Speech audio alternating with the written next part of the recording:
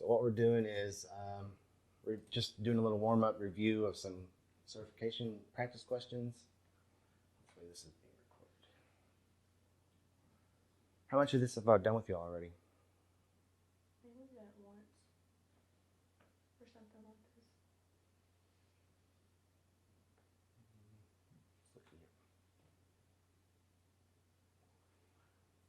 Take a second, read that, and let's come to a consensus about it together.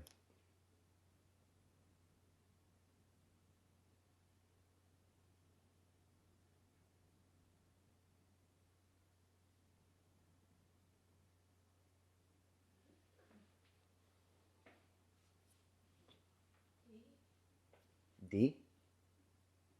What do you think? I think that's right too.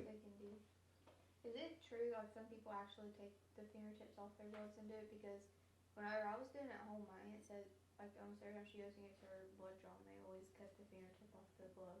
They do, but I it's don't see how that could ever possibly be recommended. Yeah. Yeah, so it's called wisdom. You just got some.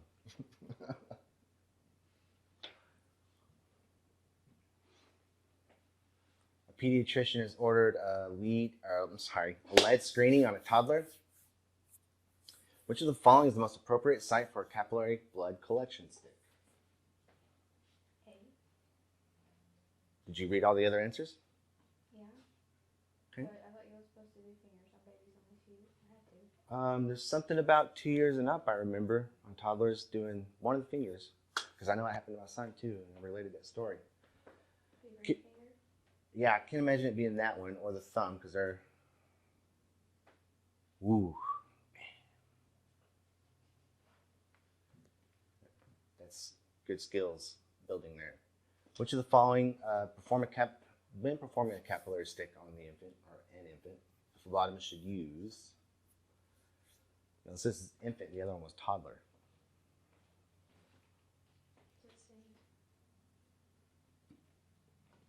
That's right. I believe that is super right. Good. A 2-week-old infant has been brought into the lab for a repeat PKU neonatal screening. Which of the following collection procedures is appropriate to collect specimens? Venipuncture using evacuated tube system. Can't see that being right. Venipuncture using winged infusion set. Less wrong than the previous option. Capillary using dermal puncture lancet. Sounding better. Capillary using heel puncture lancet. Sounding the best to me. D. They even put them in order for us on that one. Did you see? You know? Okay. So they're all sort of right. Well, actually, no. You would never use a vacuum on a 2-week-old infant, I don't think. Good. Let's go to a different category then. One more here.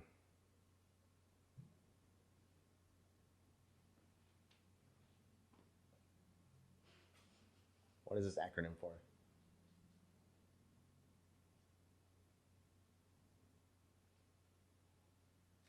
I think it stands for all my likes on Facebook. I have no idea either. Acute myelocytic leukemia. Holy cow. I don't think we had that term. I don't remember that one. I'm just going to quit there. Let me say this and we'll continue.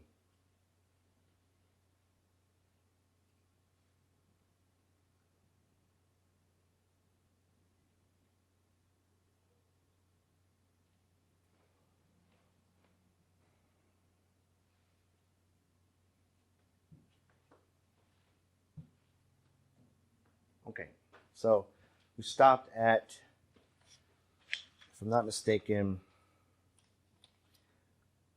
talking about, I know we talked about hepatitis B being able to survive for up to 1 week in dry blood, and I've even seen sources of 2 weeks before.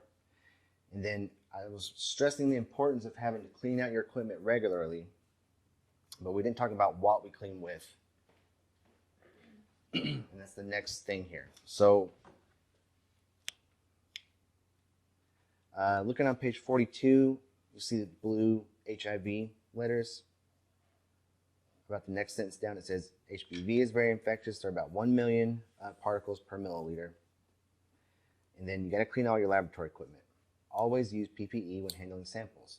Learn the procedures in your lab, work practice controls, spill cleanup, and then routinely disinfect with 10% bleach. Okay, so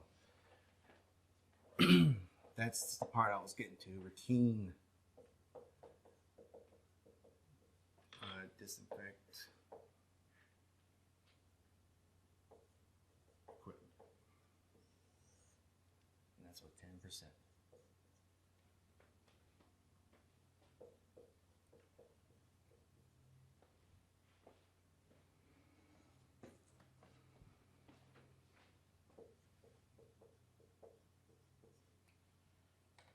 So if I have a jar, okay, that is 10 ml or 10 mLs. Hopefully everybody knows what an ml is in here, right? If I fill it up with 1 ml of bleach and 9 mLs of water, then that is a 10% solution, right? You'll see questions like that. Okay. You also have a question like that in the past on a ratio or something. It'll ask for a clotting test, light blue tube. There's a ratio of 9 to 1 of the anticoagulant that's in there versus what you should be putting in with blood. 9 parts blood, 1 part of this stuff, anticoagulant. And blue tubes do have liquid in the bottom. So just 2 questions that kind of throw people off there. 10% bleach solution, and then it tells you exactly what I just told you, 9 parts water. All right, chain of infection. There is a scenario on page 40. I want Miss Marissa to read. What would you do? You have just finished up with your 5th patient of the morning on your rounds at Mercy Hospital, and before you leave the room, you use an alcohol-based spray to sanitize your hands. You stop at the nurse's station to sort your requisitions. You borrowed a pen from the desk, and because you recognize the potential that it may be contaminated, you sanitize your hands again as you leave the station. Your next draw just around the corner, and after entering the room and greeting the patient, you begin to prepare your materials. The patient who looks upset says to you, "You haven't yet washed your hands. Please do so immediately." What would you do? Okay, what would you do?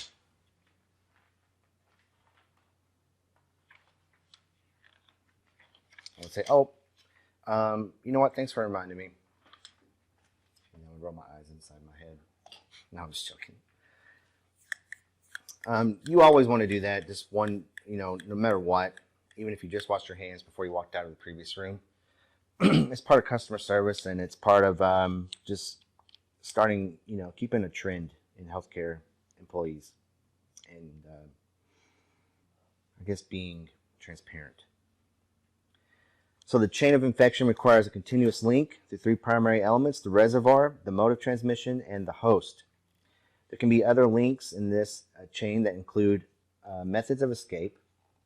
So you remember me telling you about the liver fluke that escaped through eggs left in the fecal matter? That's one way a person can escape. Everybody's familiar with viral infection because of sneezing and droplets in the air, right? Okay, the reservoir, source of infection, the sick person, can be either with or without symptoms. Okay, so here's the word. Reservoir.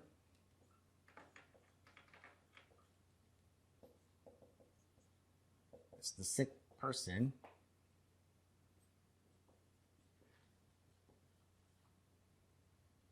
What did they say? Organism?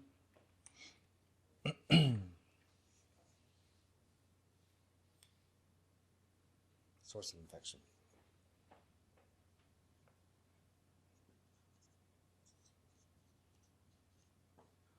Okay.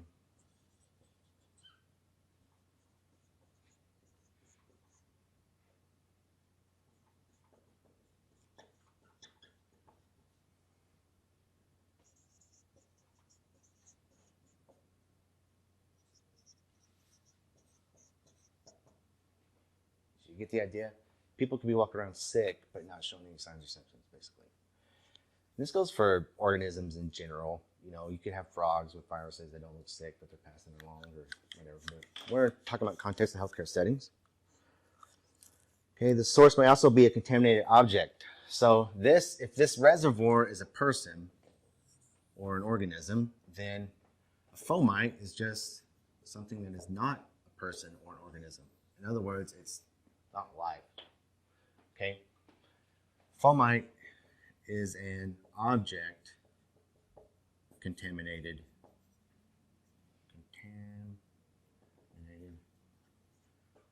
with a pathogen.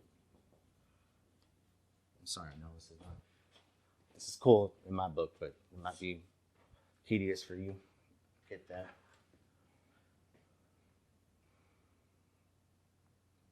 Okay, this can be equipment, supplies.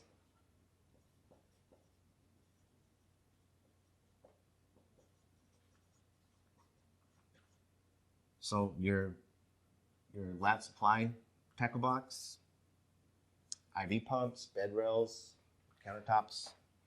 It can also be food or water, like a well that's contaminated with E. coli in somewhere, or a dirty donut on a nursing desk.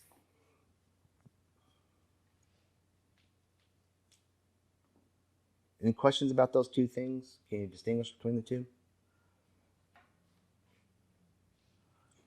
A susceptible host could be a patient, because we talked about people in the hospital have decreased immune systems already. It could be you or a healthcare coworker. And then, so we got the basis on who can be infected and what can cause infection, right? Let's talk about how infection travels between them. Anybody else need this? So I need Miss Hannah to read the susceptible host to the end of that paragraph on the next page, if you don't mind. The susceptible host may be a patient, a healthcare professional, or a visitor. Microorganisms can be transmitted by contact, droplet, or airborne routes.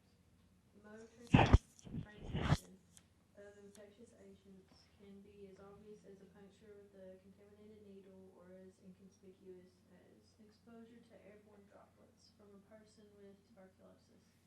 In some cases, a person may carry and transmit the agent without being sick. This person is considered a reservoir.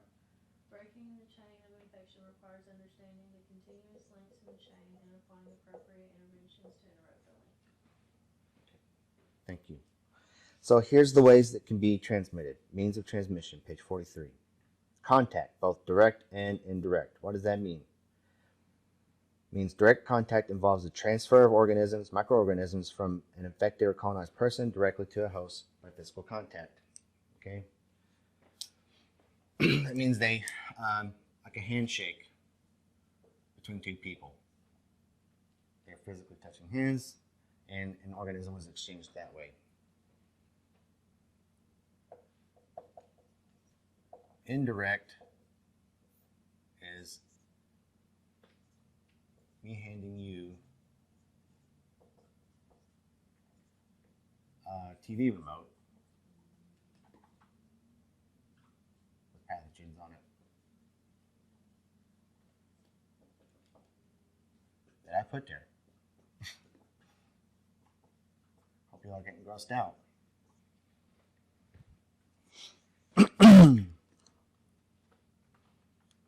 So what I'm indicating here is not cleaning your equipment. You're guilty. You're like this person.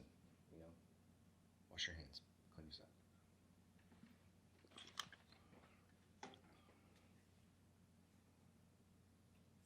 Droplet.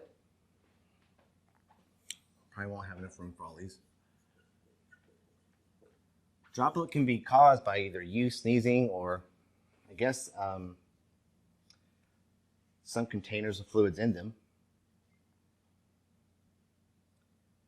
But they're particles that are generated mainly from the source of coughing, sneezing, or talking. This route can also occur from liquid splashes or aerosols formed by uncapping a blood collection tube or transferring blood from a syringe to a tube. Okay, so the size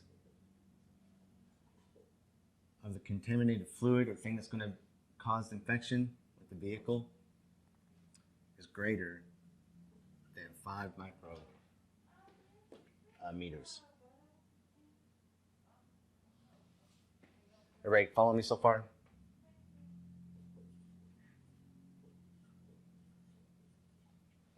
That means these drops will come out and they won't sell for a real long time in the air. They're too heavy, they'll fall quickly. So they only travel like a certain distance.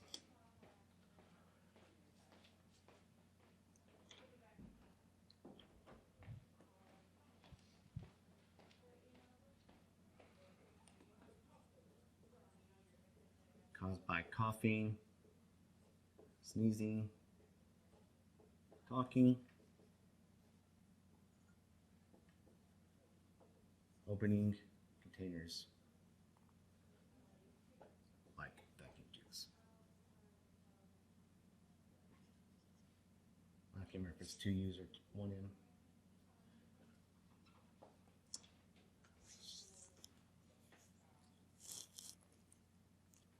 How's airborne different, Miss Hannah? Would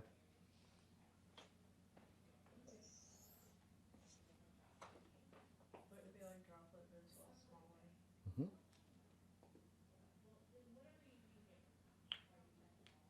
Airborne transmission involves either airborne droplet nuclei or dust particles containing the infectious organisms. They are usually smaller than 5 micrometers. They remain suspended for long periods of time. These can also be formed by coughing, sneezing, or simply by talking or singing. So take note that diseases, popular or not popular, but successful diseases that have been transferred this way is tuberculosis and measles. Okay. I know I didn't spell measles right.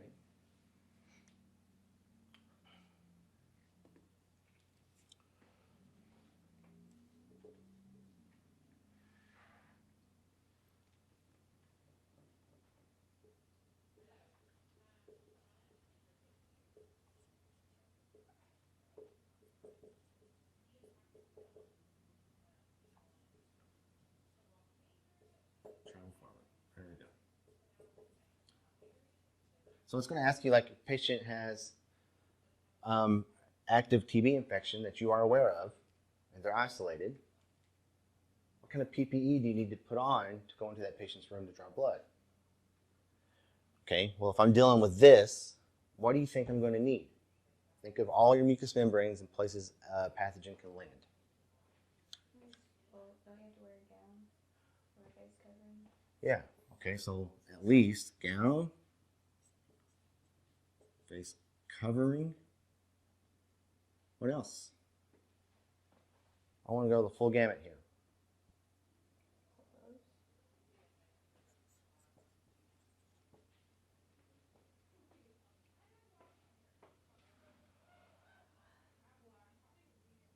Keep going.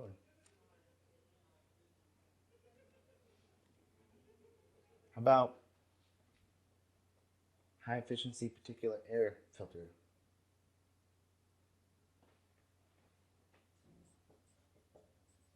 HEPA filter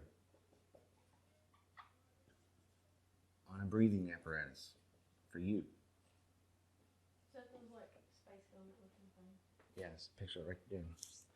And so this probably provides a filter and a face shield and a lot of stuff in one.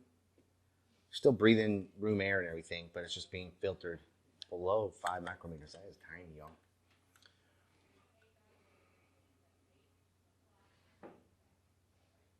Okay. So think of E.T. and all the guys coming in to trap the alien wearing these types of suits. You know, that's why they did that, I guess. I bet nobody's seen E.T. in here. How young do you think we are? Very young. I can't even say I've watched it all the way through at least one time. All right. Moving on here. Common vehicle transmission. Almost through the list here. Involves a common source that multiple cases of disease. That cause multiple cases of disease. So what does that sound like to you? Have you ever seen like a warning, don't buy lettuce from California because it's contaminated with E. coli right now or something? They take it all off the shelf. That's a common vehicle. Okay.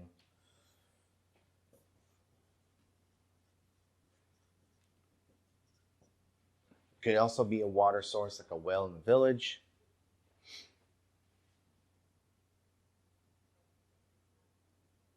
Food. Some of these slip through our digestive tract and cause us to be sick.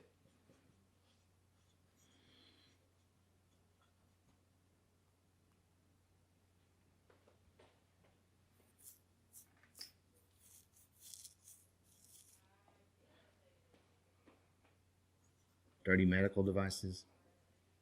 People not.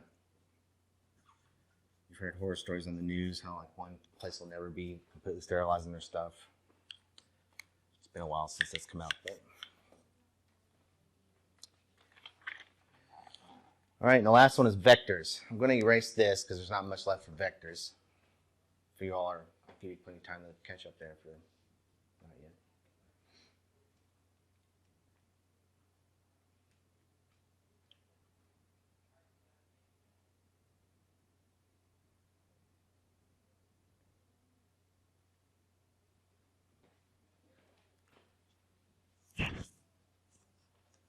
So maybe one of you all be inspired to follow a career of epidemiology.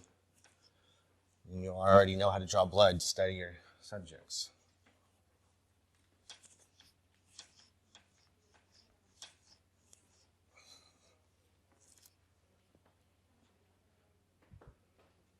Or on animals. Think you could draw blood on like a gorilla or something?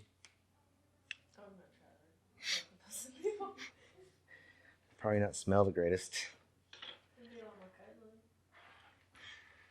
Or giraffe or something. Vectors. That's just number 5 on that possible transmission list. All right. Just sounds cool. It's nothing special. Some infectious agents are carried by arthropods, all the creepy crawly things, insects and ticks. They're multi-armed. They're not harmed by their presence.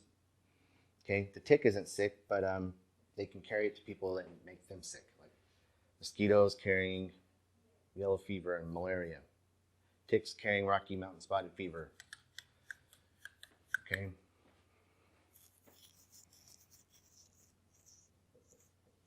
Insect, for example,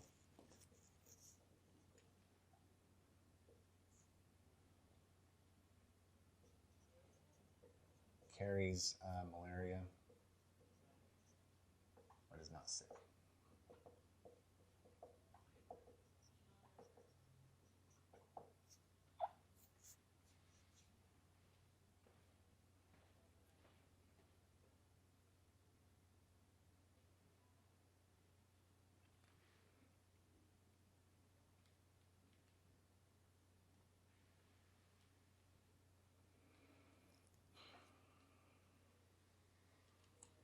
Okay. How do we prevent all this? What's the number one means of preventing it?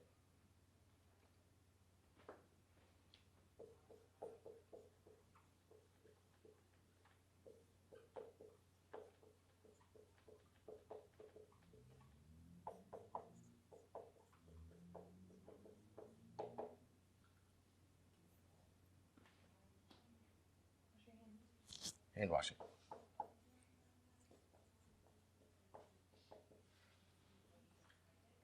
I'm going to put proper as a little caveat up there.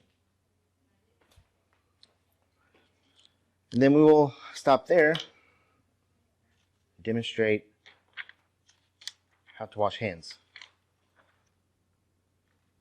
Okay? Pause there for a minute.